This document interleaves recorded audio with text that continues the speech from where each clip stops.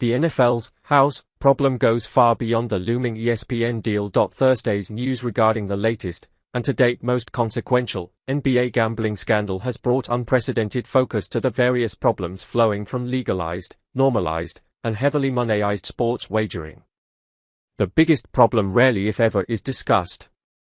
Craig Carton, whose gambling issues previously resulted in incarceration, recently expressed a valid concern regarding the NFL's looming acquisition of a 10% equity stake in ESPN.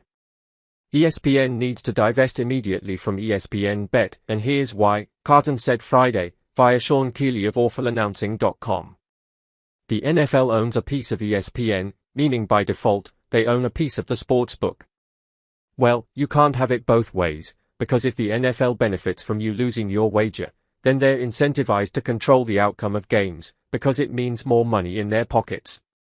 Meaning they have a financially vested interest now in you losing whatever wager you make on NFL games.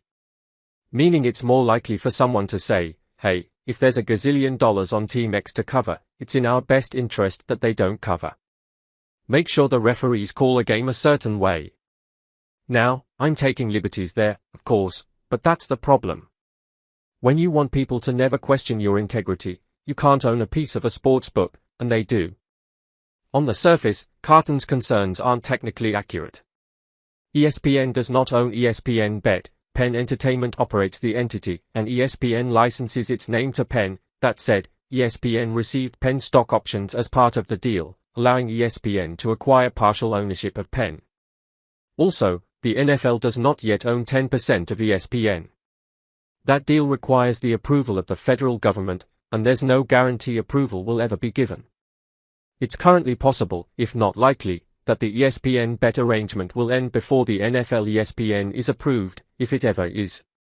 That said, Carton's concerns ring true, for a different reason. NFL owners currently are allowed to own a piece of any company that operates a sportsbook. As the league told PFT in February 2024, an owner would be able to hold up to 5% in entities that generate revenue from sports betting operations, provided the individual has no involvement in management of the company, such as an officer or director or in a management role. In other words, independent of the league's looming 10% stake in ESPN, and, in turn, a piece of Penn, NFL owners are permitted to separately and directly own a piece of the house. In theory, up to 5% of every house. Any of them. All of them. For every owner of every team. And here's the problem. We don't know which owners own how much of which companies that operate a sportsbook. We don't know because the league has declined to share that information.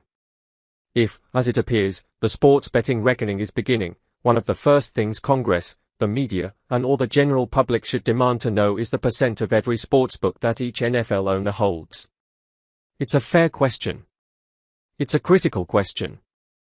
Within the zero-sum reality of NFL wins and losses, each owner has a direct interest in the performance of his or her team. Within the broader reality of sports betting, it's possible that every owner has an indirect interest in the outcome of wagers on specific games that tilt, one way or the other, toward one team.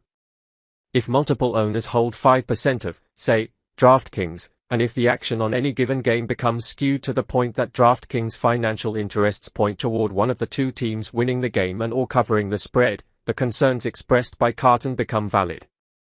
For now, there's no way to know whether that's the case, because there's no transparency regarding which owners hold which percentage of which sportsbooks. So, basically, Carton is right about the problem he has identified. But it goes much farther than ESPN Bet. And the reality is that the situation could be much worse than anyone knows. Because no one knows how pervasive the practice of owners owning up to 5% of sportsbook companies is.